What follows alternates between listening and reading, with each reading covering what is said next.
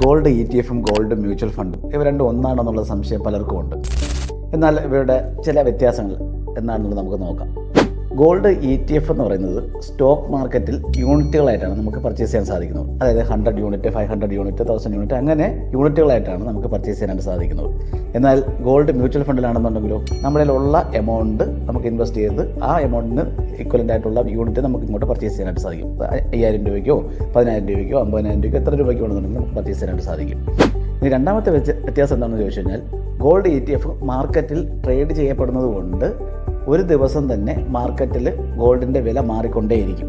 എന്നാൽ മ്യൂച്വൽ ഫണ്ടിനെ സംബന്ധിച്ചിടത്തോളം ഒരു ദിവസം ഒരു വിലയായിരിക്കും, അതായത് ഒരു NAV ആയിരിക്കും മ്യൂച്വൽ ഫണ്ടുകൾക്കുള്ളത്.